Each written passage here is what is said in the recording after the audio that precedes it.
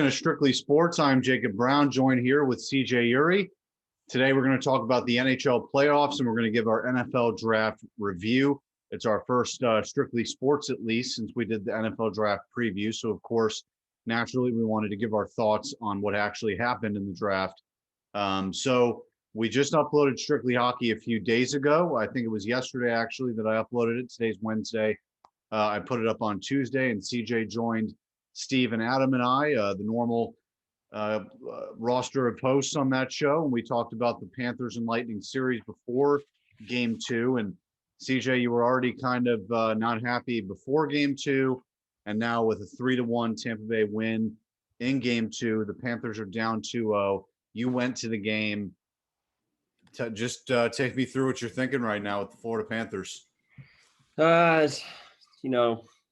It's really tough time right now just because I think we've been playing them really hard. We haven't been giving them all that much. I mean, I don't really count like an empty net goal as, where the game really was, but it was 2-1, Right. 1-goal game. First game is a 1-goal game. By all means, in my opinion, those are almost like overtime losses, right?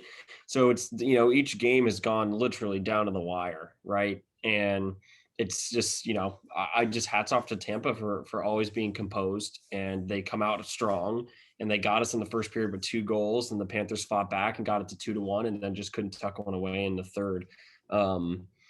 I will tell you, last night I was really pissed, and if I was on this last night, I would have said the series is over. But when you really think about it, tonight there will be, tonight and tomorrow, there's going to be some teams that are down 2-1 in the series, and that never is make or break. So really, it all just the whole season hinges on Thursday. Nobody ever comes back down from 3-0.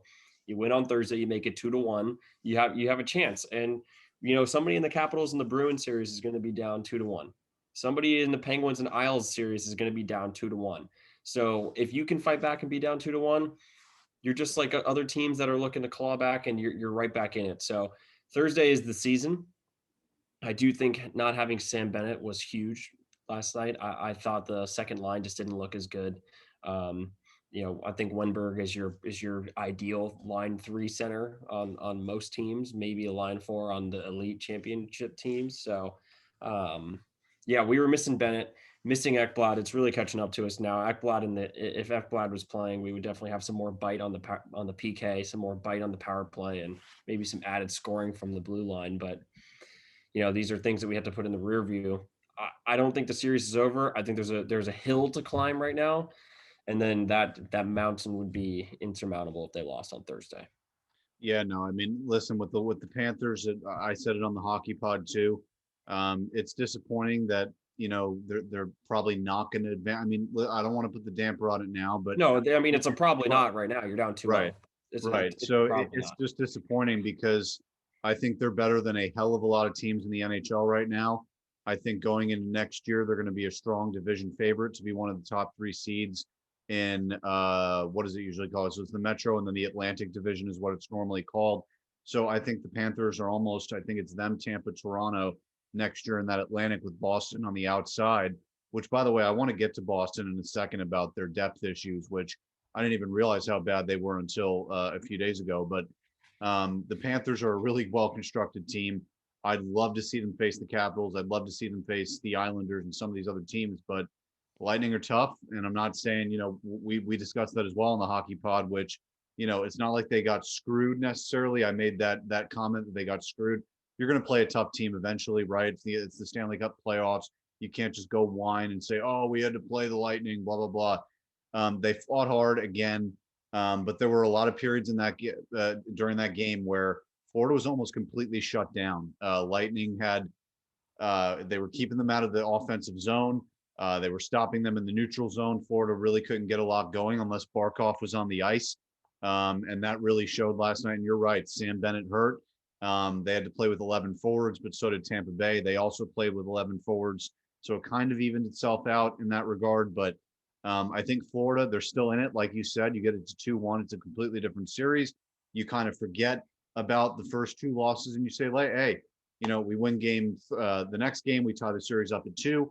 And it's a totally different outlook and a totally different feel for that team. But going into Tampa 3 games in a row is going to be really tough. And to stay in the series, you might have to take 2 out of 3 because going back to BB&T down 3-1 might be a really tough ask, or that's what the situation ends up being. So the other series that we have right now, the Pittsburgh Penguins went up. Excuse me, they tied the series with the New York Islanders 1-1, but they won 2-1. Is it 3 straight games in Tampa? I believe so. I could be wrong unless they changed the format. So well, I thought it's always 2-2, 1-1. It's like, yeah, you're right. You're absolutely right. So it is. So yeah, you get these 2 totally wins. different. If you can get these 2 wins in Tampa and bring it back home, like, damn, right? Yeah, I'm thinking and about. Then we would have the decisive Game 7. I will say, before we move on to the next series, I do think that the Panthers, their X factor right now is the fact that Driedger looked really good last night, and he only let up 2 goals. And those 2 goals, in all honesty, Anton Strawman actually kicked the puck in the net pretty much. Yeah. Awful play. Bad. It's just such a bad play. And then the other one, it just bounced around, and Driedger probably wishes he could have had that one back, just like Vasi probably should have had that Marchment goal back. So if it's just so close. So if the Panthers can look at this and go, hey, we didn't have Bennett, we weren't on our A game in our top 6, missing our line 2 center. We have our goalie. Let's go. We can win this, because in my opinion, and I don't think that Steve would disagree with this.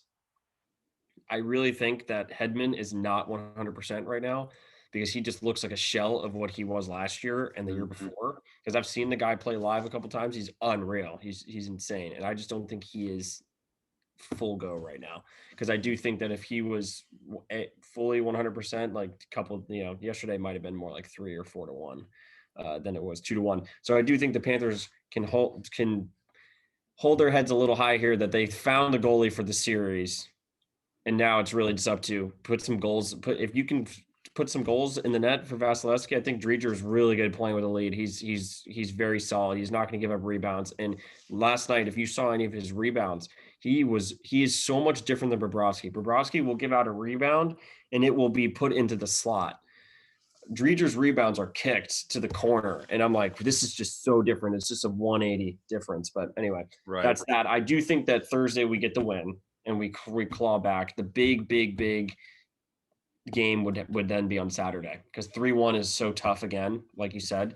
Right. If you can, they're going to be desperate, man. Like, Tampa's going to have to play a desperate hockey team, and that's never fun. But again, and Florida has the ability to put up goals quick. That they have a great offense with a lot of talent. Mm-hmm. So let's not just act like they lose 2 games in a row, one by 1 goal and one basically by 1 goal.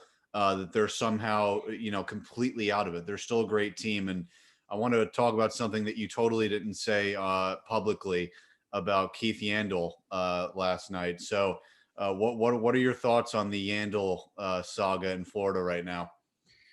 It's just it's so frustrating, because his cap hit is just insane this season. It's like $6 million cap hit, which is just so frustrating. I mean, the next 2 years on his contract are 1.2, 1.3 cap hit, or something like 1.4. That's just a fraction of what it is this year, but it's ridiculous.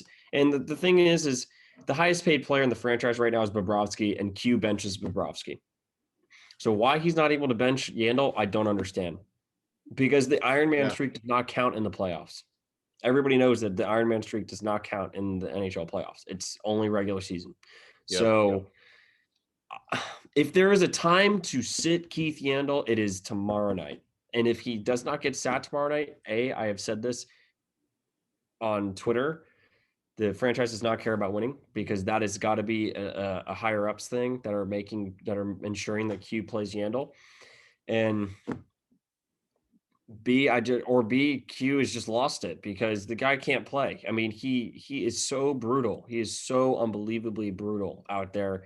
He can't run the power play anymore. He doesn't score. He doesn't hit. I don't know what his value is, other than he's fun in the locker room, which that's not going to win you games. Right. No, it's not. There's a perfectly capable defenseman on the taxi squad, Kevin Connaughton, that I would love to see him play. He's grit. He's got size. He's like 6'3". He's a big body. He's got a big slap shot. He's a stay-at-home defender. I think that you can take a goal off the board if he plays in front of Keith Yandle and Anton Strawman, because that's just how bad. Those 2 guys combined for both of the freaking goals. They were both on the ice for those goals. Right. right? So you can put Kevin Connaughton in there and you go, hey, Connaughton, we're a stay-at-home D. We'll pair you up with Montour. We'll pair you up with Gudis. We'll pair you up with Nudivara, who they'll let them skate. You stay at home, right? And I think that is what I would do. You know what I mean? But I do think that the team right now, their mentality is in the locker room. We get Sam Bennett back. Screw these guys. Our season's not over. And then honestly, the Panthers are a team where they'll slump. Like this year, they went on 2 or 3 runs where they lost 3 in a row. And the second they got back in the win column, it was all systems go again. And I think that if they Right. can get back in the win column and they get that confidence, like we did it, we got a playoff win, we can do this. You know, you might see the series shift. So it's all momentum swings. It So really is. I mean, that's what the playoffs are about. It's tougher to do on the road, so we'll see. But again, it's not over yet. It's the Stanley Cup playoffs. It is definitely not over yet. So the next series we have to talk about here, we got the Isles and the Penguins. Again, like I said, Penguins tied it up at 1 game apiece with a 2-1 victory at home. And now they're going to go to Nassau for the next 2 games. Tristan Jarry, I was worried about him a little bit. How would he do in the playoffs? As the sole starter, 37 saves last night. That's a big deal. And then Josh Bailey with the only goal, assisted by Brock Nelson. Goals for Pittsburgh were Rust and Jeff Carter, and then McCann and Kapanen on the assist sheet. So Sidney Crosby not even getting involved offensively. They're still able to come away with a 2-1 victory. Tristan Jarry was standing on his head with 37 saves. This is a series that I think is going to go back and forth. The Islanders are a team that doesn't go away. The Penguins are too experienced to lose multiple games in a row. I think that, well, they can lose multiple games in a row, but I'm saying I don't think they'll lose 3 games in a row, 4 games in a row. So I think this is going to be back and forth. I think it's going 7 games. And these first 2 games, one of them was in overtime, 1-goal game. This one, another 1-goal game. So very tight matchup. Both teams right now. Now, Pittsburgh, I don't know how this happened, but they had the most goals per game in the division out of all the Eastern Division teams. So I always knock them for not being able to score, because if you look at just the name power, you're like, well, outside of Crosby, Malkin, what do they have? They kind of play as a team. That's exactly what the Islanders do. So that's why they're perfectly matched up. But I do think with Pittsburgh's age, Crosby's been doing this year after year after year. Malkin's going to come in hobbled. He still hasn't played a game yet. The Islanders are big and they are physical. I wonder, are they going to wear down on the Pittsburgh Penguins if you do get to 7 games? Are these guys just going to be too worn out and too beat up to win? And even if the Penguins do get out of this series and they go on and face Washington or Boston, are they going to be too tired? Because I feel like, and this is a segment I want to get to next, which is which of the 3 old teams in the Eastern Conference is going to fall off first, because I think it's inevitable, but we'll get to that after. So what do you think about this Islanders-Penn series so far?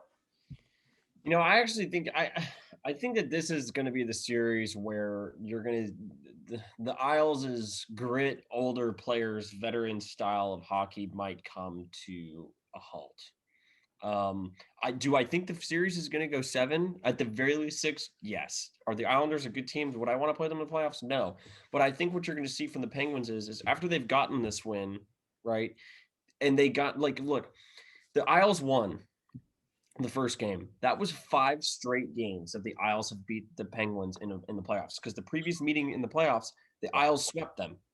It's 4-0. That was 2 years ago. So I think that was a mental it's a mental roadblock. It's a franchise roadblock. It's a fan base mental thing. Like, oh my God, they swept us. Now we've lost 5 in a row. Once you get that win, it's like, okay, we got the win. We got the monkey off our back. All systems go. Let's go. And I think the Penguins are going to come out. They're fast. They can score. Crosby looks like a man on a mission. Malkin might come back this series. He's kind of on the fringe, right, of coming back from what I heard on the broadcast. And I find that the Penguins, if Tristan Jarry can have a performance like last night, I think the offense is just going to get better, and they're faster and they're younger, and they have the mix of guys that are older with the leadership. I mean, you've got Crosby in the locker room, you got Letang. These are guys that have been there, done that.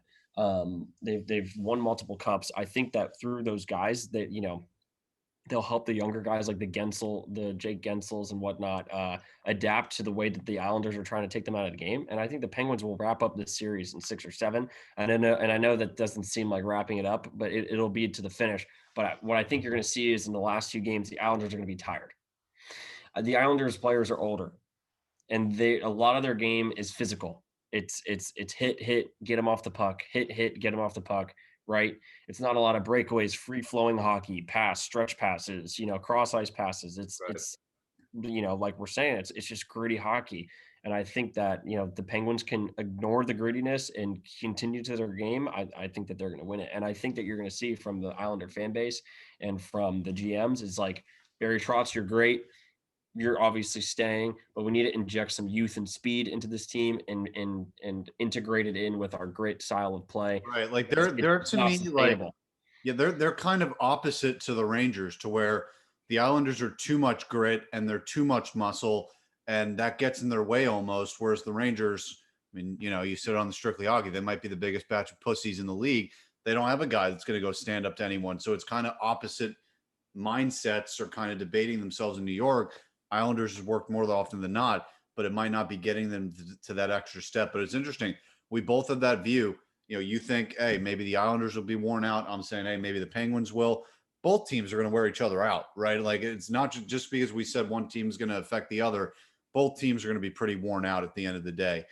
So last night, the Minnesota Wild lost to the Vegas Golden Knights 3-1. So Vegas tied the series at 1. Again, another game where 3-1 looks a lot different. It was really 2-1. And then the Golden Knights scored a goal in the final minute off Cam Talbot. So it was 2-1 for most of it. Although I think after the 1-1 goal, when Vegas made it 2-1, they controlled play afterwards.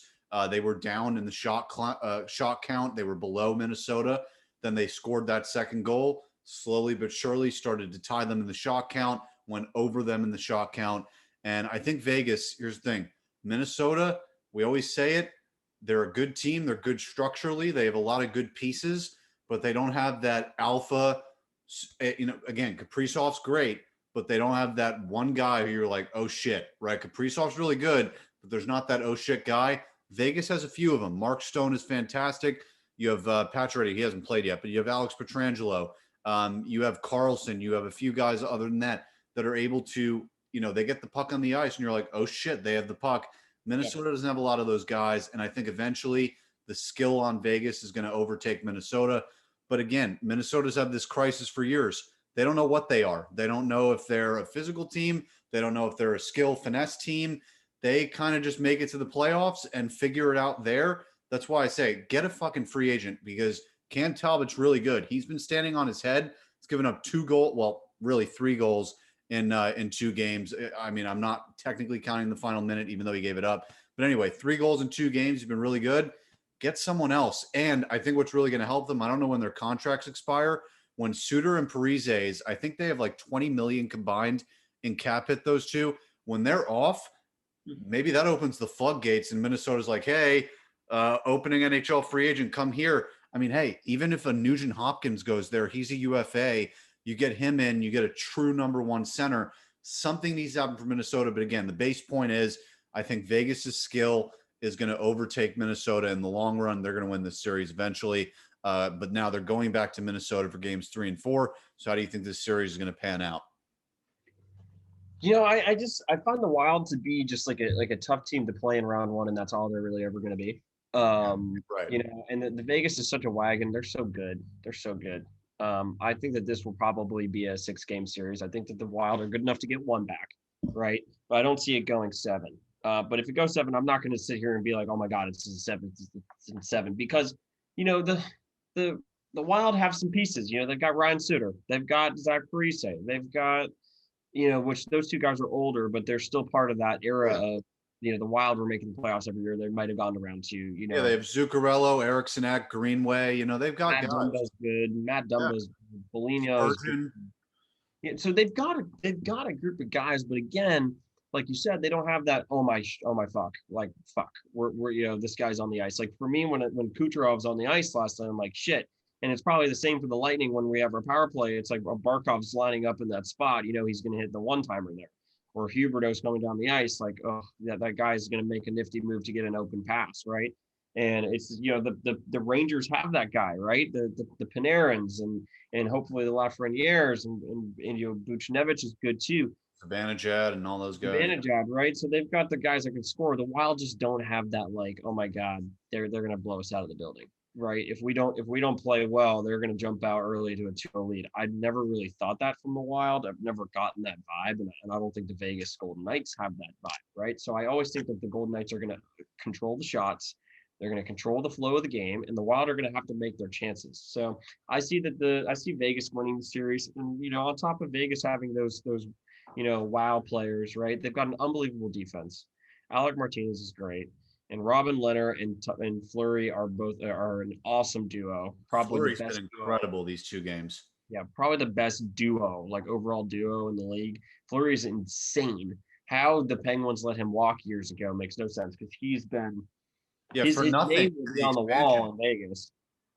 Yeah, there will be a Fleury statue in Vegas. There will be a shrine there in that arena because he's just been that good since coming over.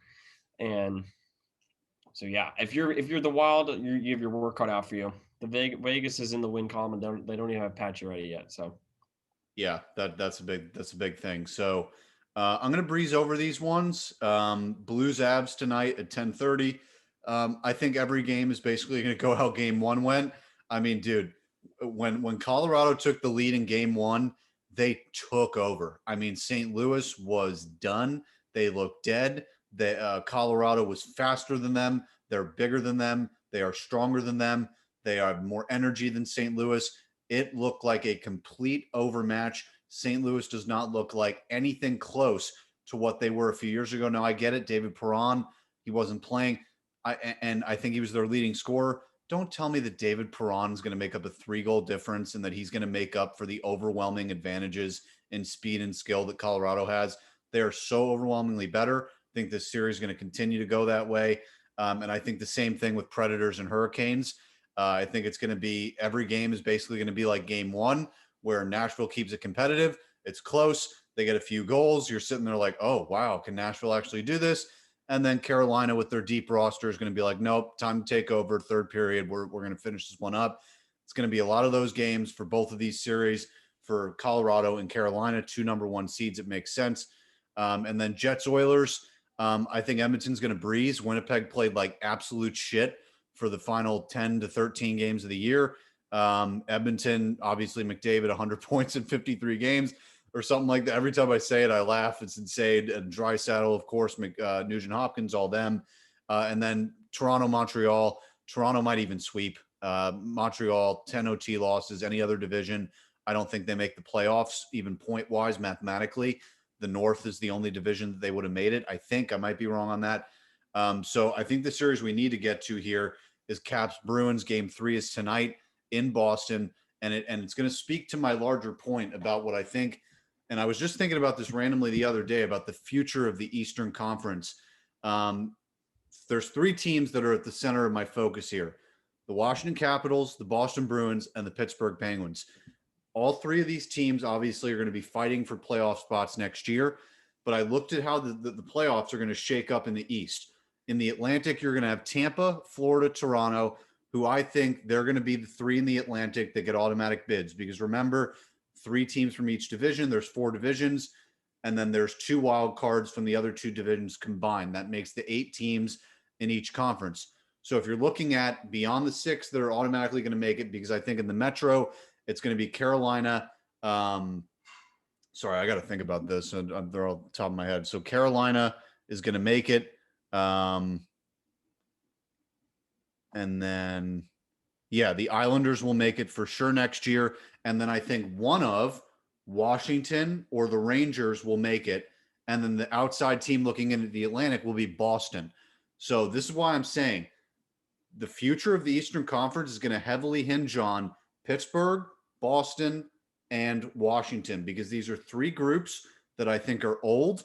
They've been at it for a very long time. I looked at Boston's roster the other day. Patrice Bergeron, 36 years old. Marchand is the youngest. I think he's turning 34 next year.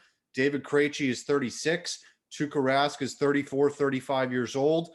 Then you look at Pittsburgh, Malkin, hobbled all year. He's going to come into the playoffs kind of hobbled. Sidney Crosby ain't getting any younger. Letang, same thing. Outside of that, who exactly do you have that's young that's going to be with you for, I'm talking about 6-7 years? You look at Washington, Backstrom, mid-30s, Oshie, mid-30s, Ovechkin, mid-30s. CJ, these teams, eventually it's too much. Look what happened with Chicago, the Kings, the Sharks. They went from perennial playoffs every year to nosedive real quick.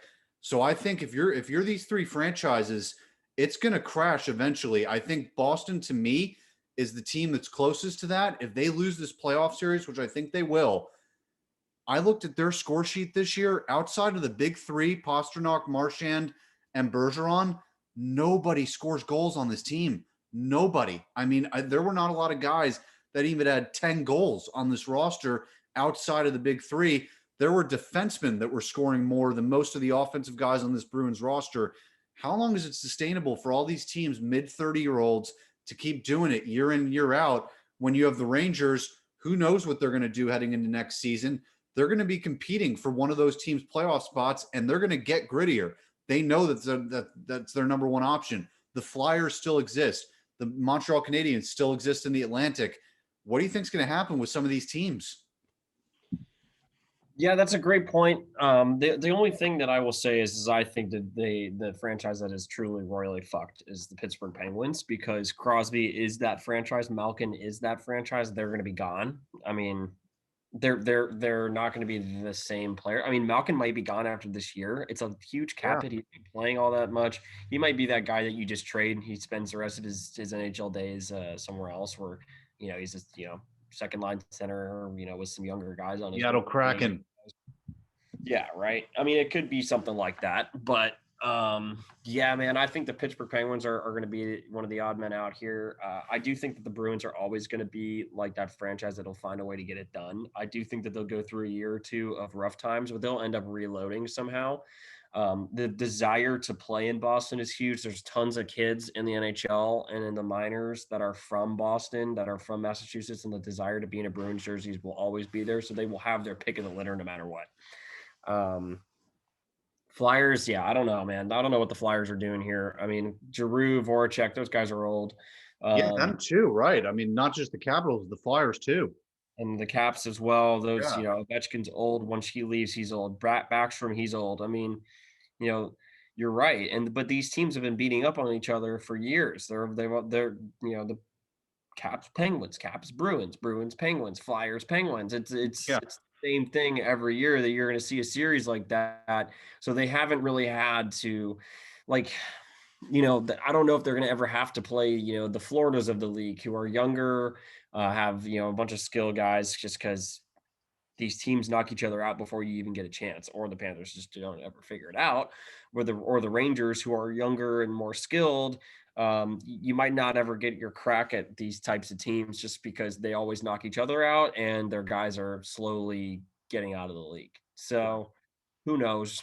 But you're right. The state of the Eastern Conference is weird. It's about to be wide open for anybody to take it. I think the Lightning are the class of the league. I think the Lightning are the class of the East for sure. But everything else after that, it's up for grabs. I think the Hurricanes will be there.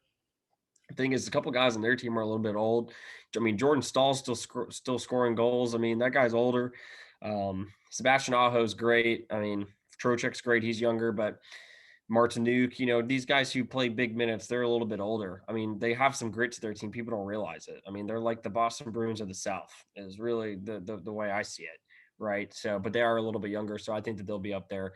The Maple Leafs look like they're just a force scoring wise. I do think that when they have to start traveling and playing the other teams, that they're going to get shellacked because their defense is so bad.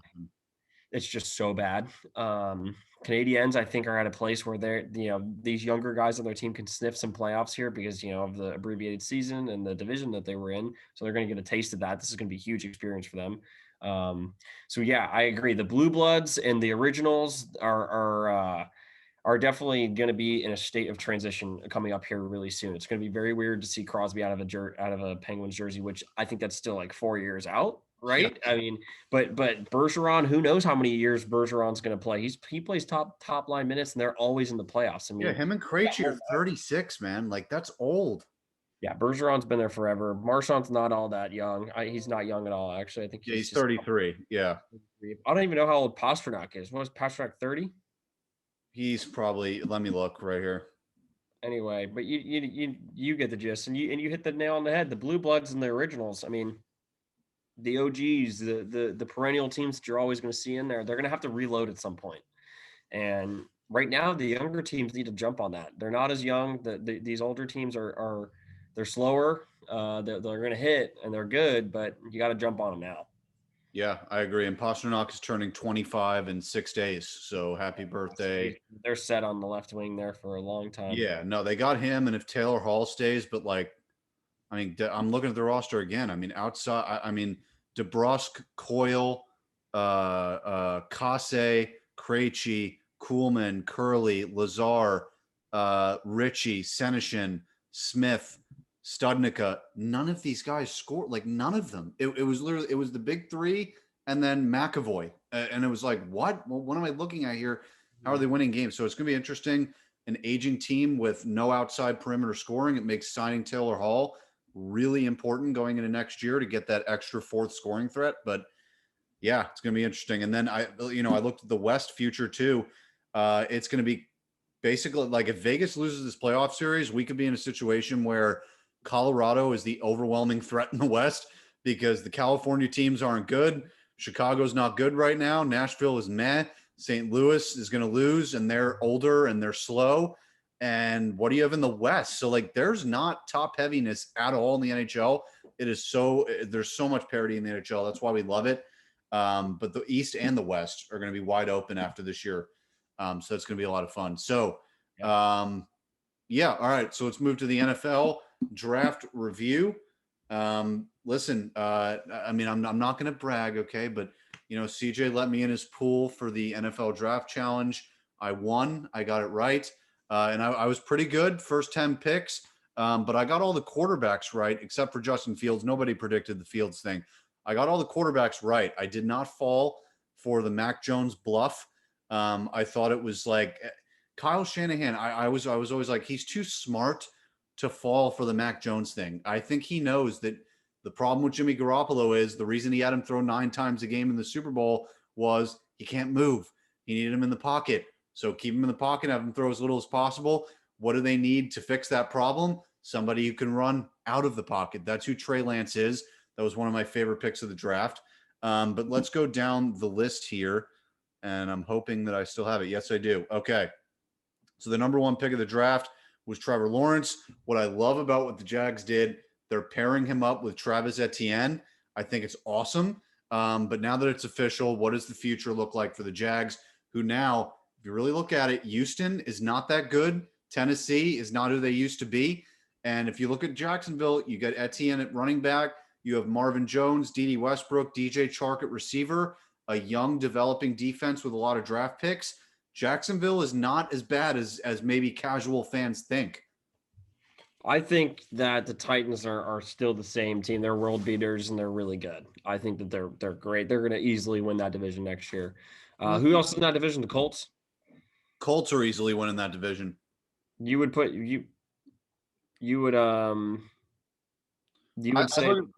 the Colts are going to win that division over the Titans? Yeah, they have a better offensive line, better defensive line, better linebackers, better corner. Like everything outside of quarterback and running back is better for Indianapolis, I would say. Do you want to make a bet right now on the pod that I will. Right, I'll bet $50 that the Titans win that division, or at the very least finish higher than the Colts. Okay, virtual handshake. You have a deal. Virtual handshake. All right. Anyway, I think the Titans are still really good. I think the Colts will be your second place team. Jags are going to be whatever. I think they'll be like a 5-win team this year. Urban Meyer's a new coach, a new head coach in the NFL. Tebow's a joke. Well, it's not even. Look, I spoke to some people about this, like my friends and family, and there's no price that you can put on real leadership and culture change. What Urban Meyer's trying to do in Jacksonville is change the culture to we are winners. We're not just like the little brother in Florida where Tampa's always better than us. The Dolphins are always better than us. We're just whatever, right? We never get anything right. We don't, players don't want to stay here longer than a couple years, right? We lose our draft picks as they want to leave. He wants the culture changed, and there's in his coaching experience in his life, there is no better culture guy than Tebow that he's ever coached. Tebow is literally the epitome of I want to win in college, and he's lacking skill obviously, but he wants to always win, and he's always going to be there for you, and he's always going to be in that locker room. So look, do I think Tebow makes the team? No. Do I think that he brings him that Urban Meyer brings him into training camp and has him try out for a roster spot? I think yes, because Tebow's the feel good story, and he's going to make everybody else in that tight end room and everybody else on that offense and whoever else is fighting for a roster spot fight that much harder in training camp because they need to beat out the Tim Tebow that might be the coach's favorite, right? There's so many factors to this that he might tell Tim, hey, I just want you to come to training camp, man. There's going to be a possibility you make this roster. Who knows? But work your ass off, make the guys around you better, and we'll talk about it later. We'll see about it later. And that's exactly what Tebow's going to do. This is the culture stuff that you want. Like, I'm trying to find a parallel in sports, but there's culture changes that need to happen, right? Yeah, And they happen in hockey all the time. Like this year, the Panthers underwent a culture change of I'm going to bench you if you don't play well. Now, Keith Yandel might be an exception, but Bobrovsky got benched. Strawman got benched this year because Bill Zito came in as the GM and he said, "Hey, look, we need a culture change." I think that's what they're doing in Jacksonville. So I think that the Tebow thing is way deeper than he played for Urban Meyer. I think it's more of a Tebow, I need you come in here and I need you to get these kids right. I need you to get their mindset right. Yeah, I mean, I see what you're saying, but I mean, that's all well and good. They could have just had him hired as a coach or a motivational speaker. 1 second here. So yeah, I mean, I sorry we had to take that pause there. I had something going on, but Tim Tebow, you could have hired him as a motivational speaker. You could have hired him as a locker room assistant. You could have hired him as a coach. Very well, even. I don't see why you have to have him go on the field and compete as a player. I think that some of the players it might rub off the wrong way. I put it this way: Kyle Pitts is 6'4" and he ran a 4.4. Tim Tebow is 6'2" and he ran a 4.7. And there's doubts about. And now I don't have any personal doubts about Kyle Pitts, but there's even some scouts that say he's not a 100% guarantee. And the dude is a physical specimen, and he's one of the best tight end prospects in the last decade. And now you have Tim Tebow, 2 inches shorter, runs way slower, been out of the league for 9-10 years. He's been a TV guy, and now he's going to go and line up at tight end, a position he's never played. To me, it's more stupid and it's more gimmicky than anything. And you could have had him just come in as a coach and stay in the locker room and get in the huddle up and say, all right, boys, this is what we're going to do. To have him suit up and compete with guys who are way younger and faster and stronger than him, what's even the point? It's just a spectacle and a PR stunt more than anything at that point, instead of let's try and actually help the team. There's definitely two sides to this, but I just find it to be completely unnecessary. And Urban Meyer, if you're trying to be taken seriously in the NFL and your first solo decision, because let's be honest, he did not solo decide to get Trevor Lawrence. Anyone who was hired would have had Trevor Lawrence. That's his first big decision, is to say, yeah, let's bring in a guy who hasn't played in almost 10 years to line up at tight end and give us some pep talks. I mean, really? So to me, it's just a little far-fetched. And listen, it's not going to hurt anyone. It's not going to set anything on fire. You're right. He's not going to make the team. But that's what I'm saying. It's more of a PR thing because it's going to be a fun thing to watch in August. Twitter's going to have a bunch of videos of Tim Tebow catching one pass in preseason, and it's going to go trending. And then opening week 1, he's back doing college football with ESPN. That's how I look at it, and it's just kind of a spectacle to me. Yeah. I mean, you also can't put a price on guaranteed hype, and Tim Tebow's guaranteed hype around that organization, who's just, yeah, sure. I mean, Trevor Lawrence is all the hype that it really should need, but to add in the fact that you're going to have a training camp that features Trevor Lawrence, Tim Tebow, and Urban Meyer all in the same room, that's star power, man. It is. So, I mean, it could be fun, but who knows? So yeah, I mean, that's the Jags. I mean, they might get if he's in training camp there, dude, they might get hard knocks. Oh yeah, that's a very good point. I mean, if Jacksonville wants attention, first year with Urban, Trevor in the house, bringing Hard Knocks, it might be a really good choice. So Zach Wilson to the Jets at 2. We knew this. Don't really have to deliberate on it. What I really liked is that the Jets also drafted a tackle, Elijah Vera Tucker. They're bringing him in to protect Zach Wilson. They're not going to make the same mistake they made with Sam, where they didn't help him at all at the O line. They drafted O line last year. They drafted O line this year. Good start for Zach Wilson, at least have some protection.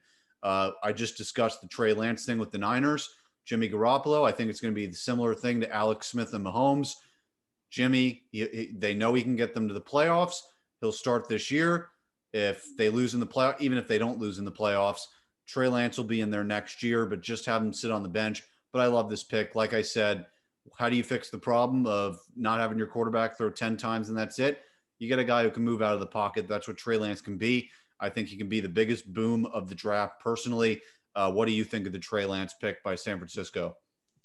I think it's very smart. I mean, there's a guy, Albrighton, Benjamin Albrighton, who's was spot on 2 months before the draft. He basically said, "You are going to need to trade up to 3 if you want Trey Lance." And he said that after his pro day, and everybody said bullshit. Zach Wilson, it's going to go Zach Wilson, Trevor Lawrence, and Justin Fields, or the Niners are taking Mac Jones. I think the Niners all along wanted Trey Lance. I think that whole narrative of it was close on the last day or the last week, bullshit.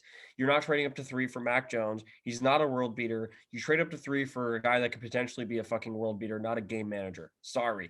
People got Tom Brady, or the Patriots got Tom Brady in fucking round 6. Okay.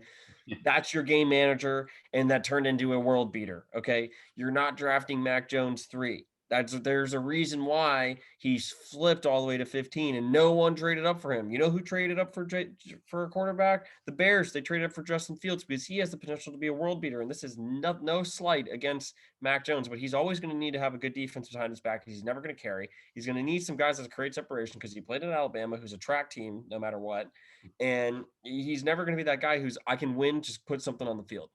Trey Lance is a guy that can turn into a guy that says, I can win, put something on the field. Justin Fields might turn into a guy that says, I can win, just put something decent on the field. Trevor Lawrence and Zach Wilson both have the traits of, I can win. I can do it with B plus receivers. I don't need to have an A plus cast. And I think Mac Jones is always going to need that A rated cast. So good for the 49ers. I think the whole thing was a smokescreen all along. I had tweeted that many times. It's a fucking smokescreen. They are not trading up to 3 for Mac Jones. That is just ridiculous. It is absolutely ridiculous. And I think that Trey Lance, the guy's got a massive arm. He's fast. He's mobile. He's got everything you want. I find him to be very similar to a Josh Allen, right? Yep. Where it's just, he played he played D2 at the highest end of D2. I mean, NDSU quarterbacks, Carson Wentz played at NDSU, so that you can't really slight the competition, but similar to Trey Lance. Josh Allen played at Wyoming. He wasn't playing insane talent, right?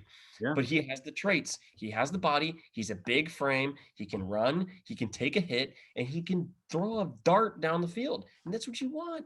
I mean, you look at where the 49ers have to go play. They have to go to Seattle, which is a tough place to throw in. It's rainy. It's windy. Tough place to go.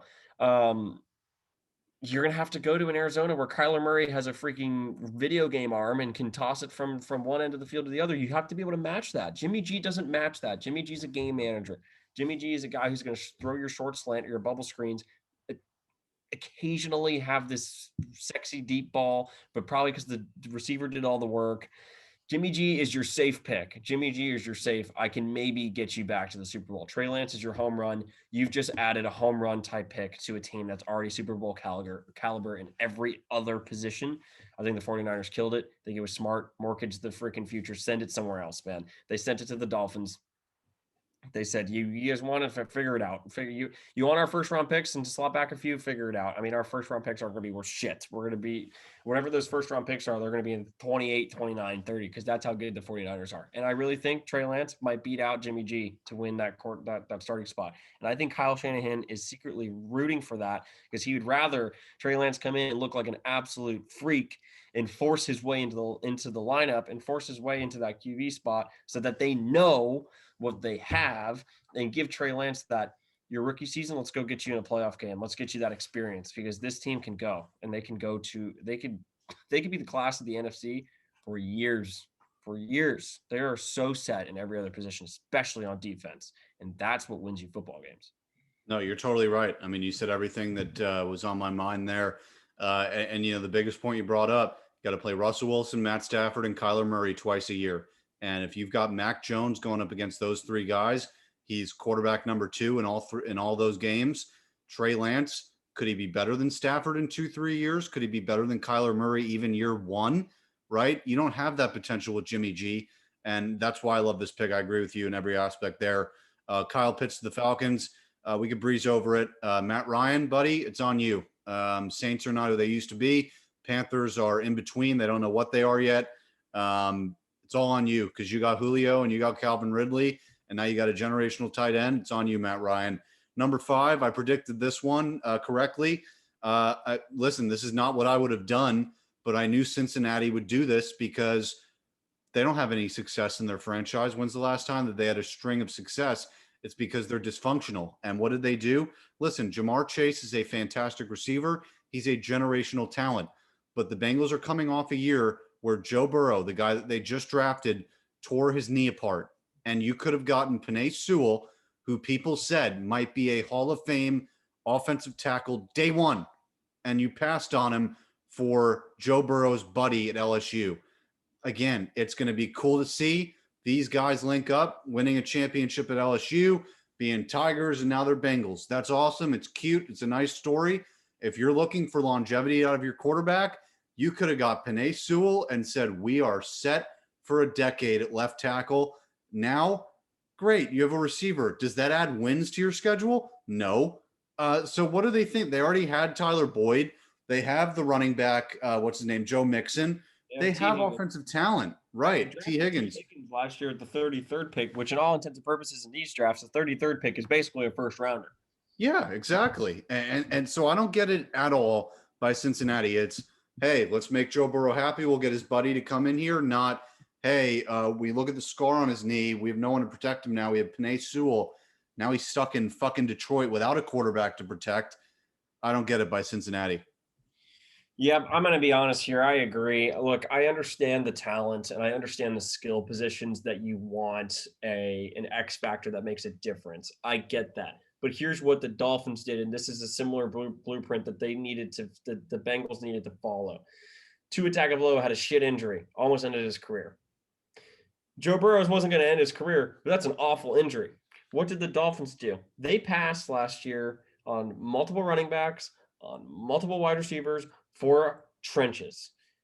Shore up the D-line, shore up the O-line, D-line, and move out on the defense. You will always have a defense that can compete and get to the quarterback, stop the run.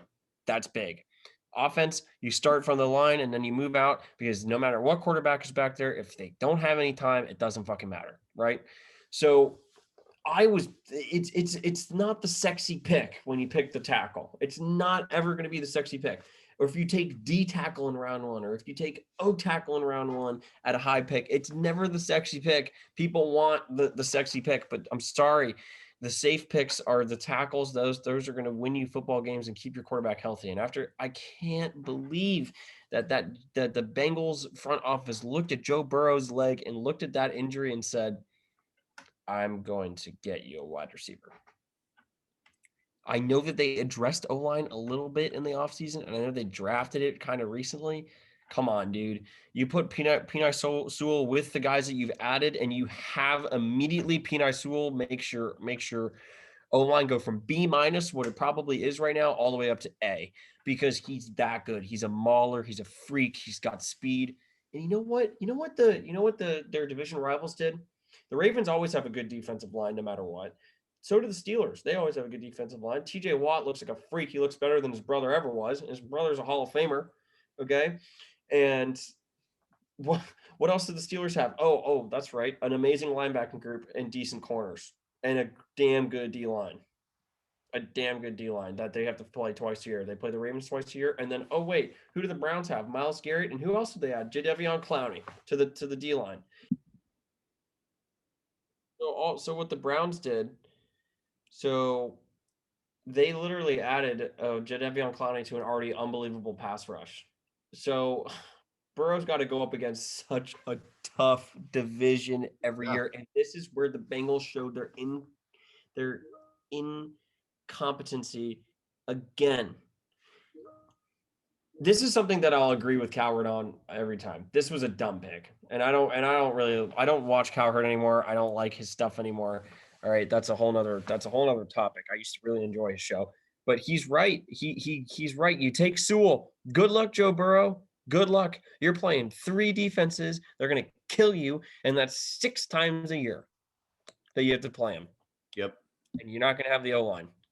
So when you get blown up again, I don't care if they're buddies. The GM and the front office and the head coach has to be going, Joe, I'm sorry, man, but we're trying to protect you and we want to keep you here for the long haul. We'll go out. We'll figure out another way to get you a receiver. We might trade back into the first round, but it's not going to be Jamar. We're getting you O tackle, offensive line help. Sorry, I don't care if Joe Burrow called you at fucking 12 at night. I don't care if Joe Burrow called you off a couple drinks, or I don't care if Joe Burrow walked into your office and said, hey, I need Jamar Chase. He's my buddy. He's going to be great. He's going to be awesome. Sorry, Joe.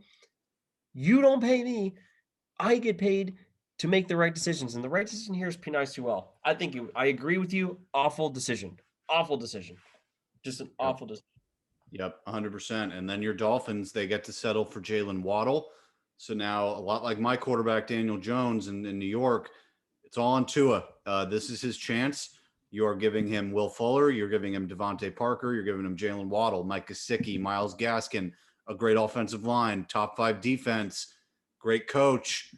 This is it, man. I mean, if Tua can't do it with these dudes, it's a problem. And I know you don't like Cowherd, but he made a good point.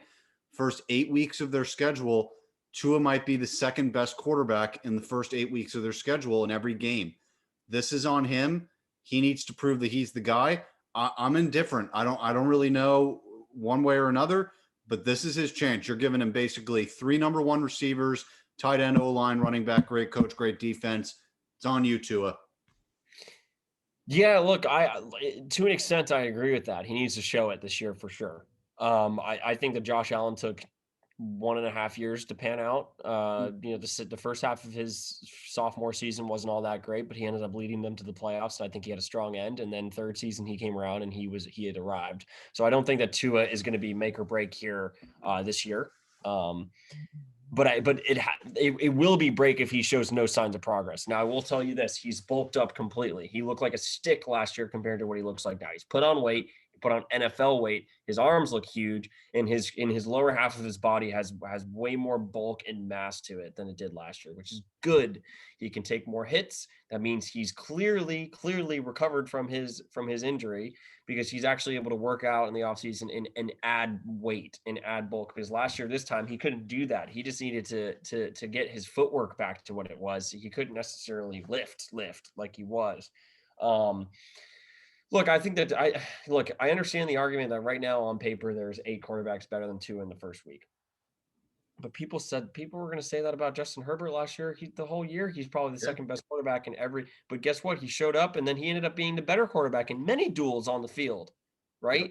So Tua might be lights the fuck out in the first 2 or 3 weeks, and then all of a sudden, he's no longer the second best quarterback in the rest of them. He might be lights out first week, and everyone's like, wow. I mean, we play the Pats week 1 in New England. That's not a cupcake. That's not a cupcake game. Bill Belichick, for a fact he's going to throw the kitchen sink at defense at Tua. He wants to come out first game back at Gillette with fans. They had no fans last year. It's going to be a hostile environment for the Dolphins to walk into. And if Tua goes in there and throws for 2 touchdowns, a dub, over 250 passing yards, it looks great. Sorry, he's here. That's all he needs. Like, everybody's going to go, Tua's back. This is what we thought Tua was going to be. Everyone's going to shut up.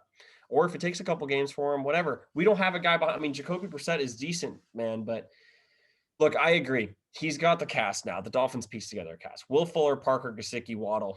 That's good. That's damn good. That's top tier in the league, in my opinion. That's or I should say upper tier in the league. It's not what the Chiefs are right now, right? And it isn't what I wouldn't say it's what other teams have, but I would say it's for sure top 10 in the league, if not maybe top 8, fringe top 8, right? Of a cast, and it has the potential to be a top 5, because you don't know what Waddle's going to be. You don't know if Will Fuller is going to be like, holy shit, but on paper, that's a damn good supporting cast. So yeah, if Tua doesn't start throwing touchdowns and making the right decisions on the field, there will be a sense of alarm. But I think that getting Brissett was pretty sneaky because that's a guy that can play. Yeah, So, no, and they can use him. They don't have to sit him full games. He's a guy that in Indianapolis last year, when they weren't confident in Phillip Rivers during certain points in the game, they'd put in Brissett for key plays during the game. Will they do that for Tua? Probably not. But I mean, there's still the option there, at least for him. So number 7, the Lions end up getting Sewell to protect Goff, who's probably going to be gone in 2 or 3 years. We'll see how this pick plays out, but at least they know for whatever franchise quarterback they do end up getting, whether that's a year, 2 years, 3 years, 4 years from now, he will be protected by Penei Sewell. So good for the Lions. Number 8, J.C. Horn went higher than I thought he would. I thought he would go to the Cowboys at 10. He ends up going to the Carolina Panthers at 8. That's what I was talking about. Carolina has drafted really well at defense over the last 2 drafts. Last year, now you get arguably the best corner in the draft. He was drafted ahead of Surtain. So according to how the draft board went, he's the best corner in the NFL draft from this year. Good for Carolina. They needed a corner. Same thing with Denver. Patrick Surtain from Bama going over there. What is Denver always known for? Good defenses. And that is what they did, doubling down on that with Devontae Smith. So we'll go over those 2 picks. Carolina, Denver, getting corners. How do you like it? Yeah. I mean, again, not the sexy pick. I don't know what the Broncos really are. I don't really like what they've got. Are they in on Rodgers or are they not? Like, is Teddy Bridgewater? Who knows, man? Who knows? I mean, this could all be a stunt by Rodgers to get more money, right? Yeah. Which he might successfully do. But I don't really like what they've got going on in Denver in terms of the quarterback situation. Drew Lock and Teddy Bridgewater just scream middle of the road to me, which is never fun. Yeah. So that's not where you want to be in the NFL. It's either you want to suck ass and get your guy for the future, or you want to be really good and get in the playoffs. You don't want to be middle of the road because you get a shit pick and you don't know who you are. And like you said, for hockey, it turns into a crisis, right? You don't want the crisis. I wouldn't say like the Jaguars, they sucked ass last year and they had the first pick. After the season, did anybody think that the Jaguars were in a crisis? No, because they got to pick Trevor Lawrence. Did the Jets think that they were in a crisis? No, because they got to pick Zach Wilson. The Niners had a middle of the road pick this year. And what did they do? They turned that into not a crisis anymore. I'm going to go get Trey Lance. Where are the Broncos going to end up? The same they always do, 10 and 14 in that range, because their defense is going to be good enough for 10 to get them to like above the 9th pick. And their quarterback ineptitude is going to make them not be able to get in the playoffs. So what do we do? Like a shit middle of the road pick, which is what the Dolphins always were. And it set us back for a while because we missed out on all the top tier prospects. We just got fillers. So yeah, I don't know. The Bills, the Broncos are just so uninteresting to me, Yeah. It's just like, I'm never going to sit there and go, oh my God, the Broncos, I got to go tune in that Broncos game out West. Right. I used to, when Peyton Manning was there, of course, I was like, the Dolphins game's over. The 4:25 Broncos game's about to start. The Chiefs are in town. It's snowing outside. I got to watch this. Now I'm like, this is ugly football, dude. This sucks. I don't want to watch it. Yeah. Yeah. Especially in their division, Vegas, LA, Kansas City, all better. So Denver's going to have a tough time this year. And Surtain's not going to make some insurmountable difference to where they're going to be a playoff team because of him. They got a lot more problems than that. Devontae Smith to the Eagles at 10. They traded up. Jalen Hurts gets a guy that he used to pass to at Bama, Devontae Smith. Supposedly my Giants were pissed that the Eagles hopped over them in division, and they traded with another division rival to hop over another division rival to get Devontae Smith. Very interesting. But the Eagles now, I mean, listen, that whole NFC East, they're going to have a pain in the ass to guard in Devontae Smith. Listen, I mean, there's a lot of teams in this division now that have great receivers. You look at the Giants, they have Kenny Golladay, Sterling Shepard, Kadarius Toney. The Cowboys have CeeDee Lamb, Amari Cooper. The Eagles now have Devontae Smith. Each team kind of has a really good, talented receiver core. And the Eagles knew they had to compete with that, and they knew they had to get Jalen Hurts a weapon because Carson Wentz is out of town. And I think Hurts is actually going to be pretty average. I don't think he's going to be amazing, but I think he'll be middle of the road, maybe a little bit better than a Teddy Bridgewater type guy, sitting in maybe where Kyler Murray was last year. I think he has the same limitations that maybe a Kyler Murray would have. So he's kind of right in that pack for me, but we'll see how they go, Philadelphia. They're not going to make the playoffs. Devontae's not going to do it for them. And and then the Cowboys at 12, they got Micah Parsons. And I guess we could skip to 20 and just talk about this division in general. The Giants drafted Tony at 20, the wide receiver from Florida. I didn't get it at the time, but now it's like, well, they have Galladay, Shepard, Tony. That's a good thing for Daniel Jones. And if he can't do it, just like Tua, I said, bye-bye Daniel Jones. If you can't do it with Kenny Galladay and that batch of guys and Saquon, get out of here. You're in New York. You need to win. And then Washington at 19, drafting Jamin Davis. And then between there, no other picks within the NFC East. So in the NFC East, some interesting first-round picks. What do you think about that division? Micah Parsons, Dallas, Devontae Smith, Philly, and Kadarius Toney, Giants, and Jamin Davis, Washington. I think that I really like Tony, dude. I'm high on him, man. I think he is an apex like slot guy, dude. You see what Jarvis Landry is for the Browns and the culture change. I'm not saying that Tony has that aspect of him. Right. I don't really know that, but Jarvis Landry is a culture guy. He doesn't drop balls in the middle of the field. He changed a lot of what the Browns are. When the Browns brought him over, he brought a lot of a culture change there, man. And he bought in. And he has been a blessing for them. He does it all. He can do a sweep. He catches touchdowns. He doesn't drop anything in the slot. He's slippery in the middle of the field. Tony is that. Tony is literally Jarvis Landry, a little smaller and actually a little quicker than Jarvis is. I think that's an awesome pick. I think Daniel Jones is going to love that. The underneath stuff, Tony will turn a 4-yard pass into an 8-yard gain. Huge. Saquon Barkley comes in, then just hand him off the ball. He's going to help you move the change, and that's what you want. And at that pick, I don't think that there was a better receiver in the draft. To be totally honest with you, I don't think there really was.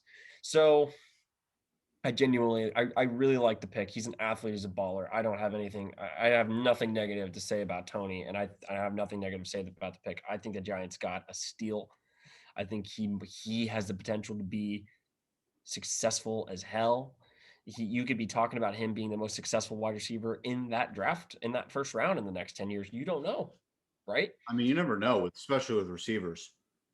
All I know is that Daniel Jones is going to have a favorite target there, and it's going to be Tony. He's going to love it. It's going to be third down and short, third down and 5, and he's going to need to find a guy. And who's going to be there? Tony.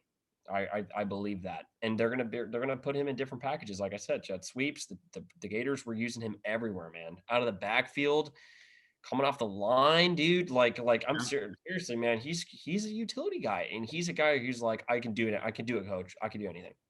Yeah, and I mean, the other options there too. I mean, you're not going to be looking out for Tony. You're not going to be game planning for Tony, which I think is going to make him even more dangerous because, the number 1 corner is going to be matched up against Kenny Galladay.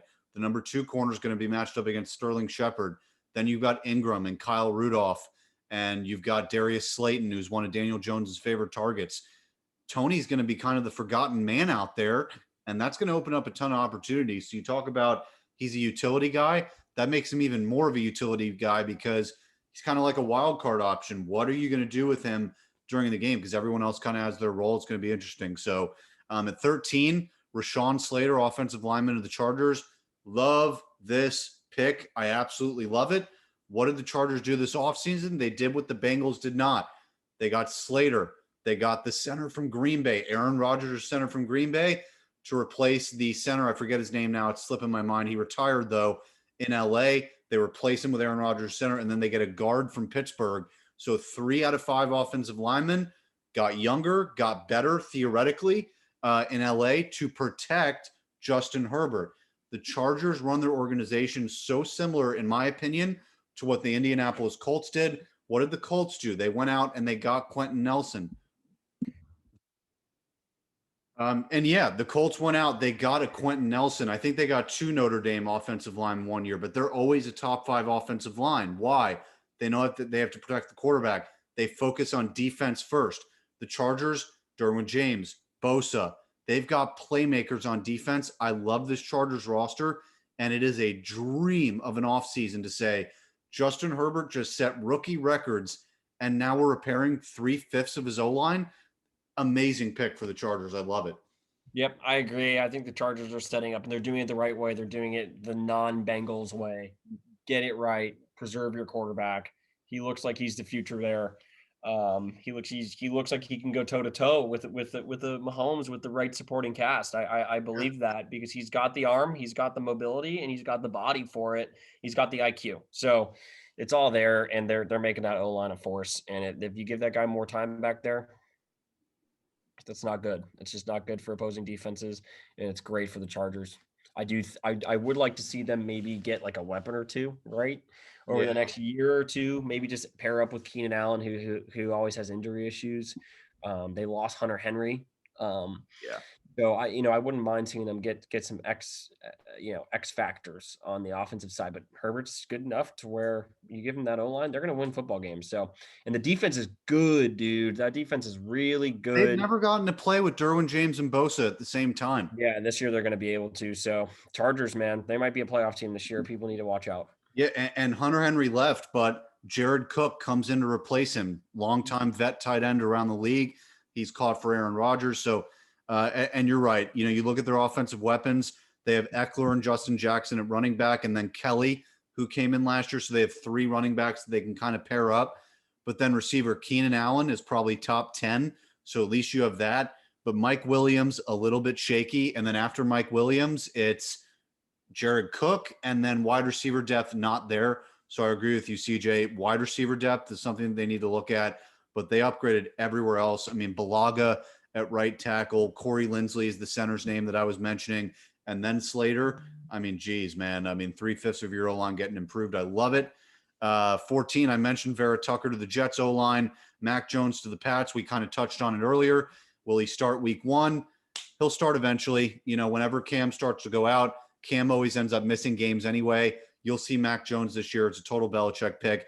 And Mac Jones might end up being, if he pans out, it might be because he might have been coached by the 2 best coaches ever. To get coached by Nick Saban and then Bill Belichick, pretty incredible stuff if you're Mac Jones as a quarterback. Number 16, Zaven Collins went to the Cardinals. Good pick for them. Alex Leatherwood, this confused people. He's an offensive lineman. They could have gotten better O-lines picks from other people. What is John Gruden known for in Vegas? He drafts off the board. That's what they did there. Jalen Phillips, how do you like this, CJ? Dolphins at 18. Love it, dude. That guy's a beast. And a lot of those guys on the panel said, in a normal year, that guy might have been a top 10 pick. That's how good he is. He's got the upside, man. It's actually really crazy. There's a potential that the Dolphins have the offensive rookie of the year and the defensive rookie of the year. If Jalen Waddle pops off and is one of the top receivers in the league, and Jalen Phillips is racking up sacks, because not many really good defenders came off the board in that first round. Yeah. It's easier for a DN to get rookie of the year if they rack up sacks, because it's harder for first year cornerbacks to come in and start picking off guys and whatnot. Be really exciting. But I like Jalen Phillips a lot. He might be our Jason Taylor, man, that we've been missing out, or our next Cam Wake. Like, Dolphins have always had an elite D end over the last 20 years. And it's been a pleasure to watch Jason Taylor. It's been a pleasure to watch Cameron Wake. Both of those guys are unreal. Jason Taylor's in the Hall of Fame, and there's a chance Cameron Wake gets in just because he was that fucking good. His numbers are just insanity. Jalen Phillips, he's going to have he's going to have guys to look up to. He's going to have a coach that's going to get the most out of him. And the guy was a beast. This guy was a beast. You should look at his tape against Clemson, man. Oof. Yeah. Yeah. And he's got the body. He's like 6'4", 6'5", coming off the edge with speed, length in his arms. It's big time, man. I think he's going to be really, really good. And it just adds to Miami's defensive depth. They were already top 5, top 3, and they're getting even better with this. I love it. Kawhi Pay to the Colts. Colts always draft well. I will never criticize draft picks from the Chargers and the Colts.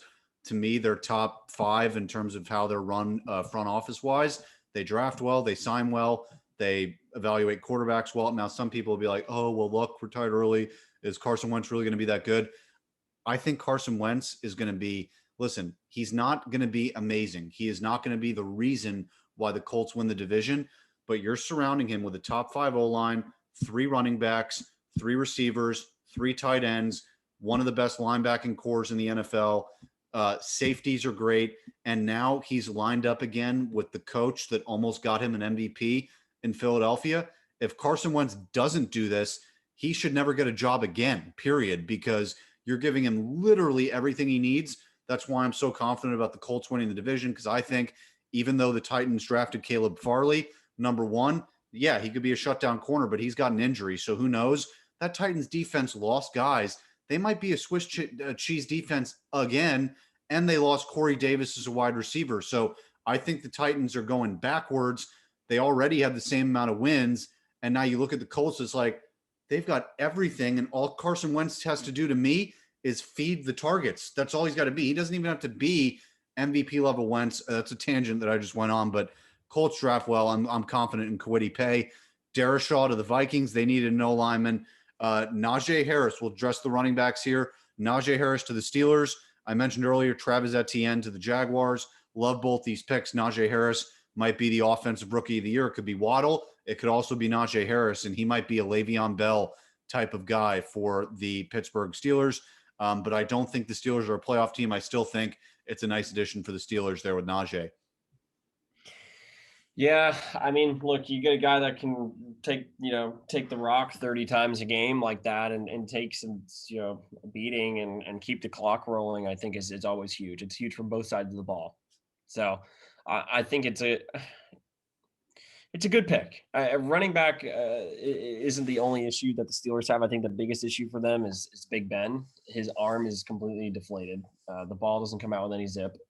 And he's throwing interceptions, and he can't move for shit in the pocket. So will Najee Harris solve that? I don't know. I don't know. But he's going to be great for them, and he's an immediate upgrade at running back. And he brings that ground pound style to the Steelers fan base that they've always been used to seeing. Exactly. And then I think the Ravens, they had 2 very late round picks that were high value. Wide receiver Rashad Bateman. What did Lamar Jackson need? He needed weapons. You get him Rashad Bateman, Sammy Watkins coming in. That's 2 guys right there. That really helps out. I like that. And then I got this pick right in the draft challenge that we did. Jason Owa to the Baltimore Ravens. They lost inside linebacker Judon. They got the best inside linebacker available in the draft, Jason Owa. I love the late round picks for the Ravens there. And then we forgot. I completely glossed over the Justin Fields pick, which I have been saying for years. Every time there's a mobile quarterback on the loose in the trade market, I'm always like, Bears. I did it with Cam. I did it with Teddy Bridgewater. I did it with Deshaun Watson, Russell Wilson. I'm like, this is what the Bears need. They need a mobile quarterback who's got a good arm.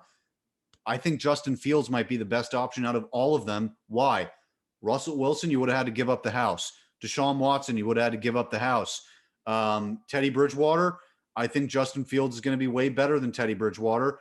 And I think Cam Newton, yeah, Justin Fields is now, I don't know if he'll ever be MVP Cam, but he's got a higher ceiling than Cam Newton right now. This is amazing by the Bears. They made the playoffs with Trubisky and Foles. Now they have Fields in there. I don't know if he'll start right away. Andy Dalton, a placeholder, but they've always had the defense with Khalil Mack. Allen Robinson's got to be a lot happier now. Tariq Cohen, Washington, running back. They still have good tight ends. I love this pick by the Chicago Bears. Finally, some intelligence there. Yep. They needed to do this, man. They needed it so bad. They needed a new face in that locker room. Now, I don't know if Justin Fields is all that excited because he didn't seem like he was all that excited, but he's used to playing in the cold. He's used to playing with those Big Ten schools where, like, literally by October, November, the weather is kind of shitty, rainy, cold.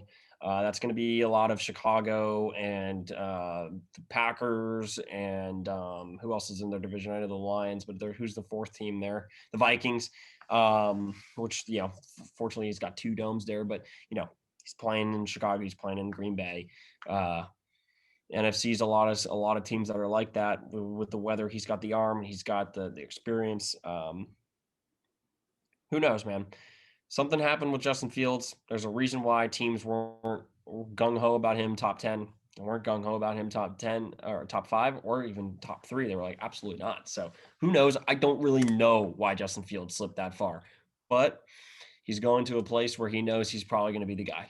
So see what they can do. I mean, they are always going to have an elite defense, and that's always good for a rookie quarterback. So, and the bar isn't very high. Trubisky sucked ass. So you Yeah, just have to be a little bit better than Trubisky, and you're already one up. exactly. Exactly. I mean, that's exactly the point right there. So, yeah, we went over the NHL today. All the playoff matchups currently going on. We went over the NFL draft review. We haven't been doing as many strictly sports. We're kind of trying to branch out. We've been doing all the spin-off podcasts, if you will.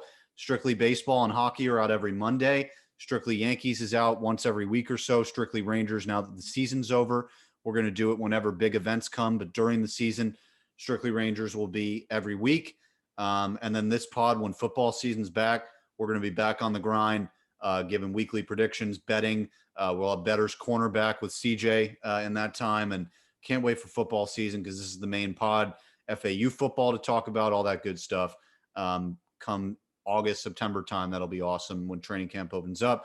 So go listen to Strictly Hockey. We did it yesterday. It's on YouTube. Look us up, Strictly Sports Productions. First result on YouTube. Go to the channel, go to the playlist section. All 5 of our podcasts are separated into the playlist section. We're also on iHeartRadio, Apple Podcasts, and Spotify as well. Links are in the description. Follow us on Twitter at Strictly Sports P, and on Facebook and Instagram at Strictly Sports Productions. For CJ Uri, I am Jacob Brown, and we will see you next time.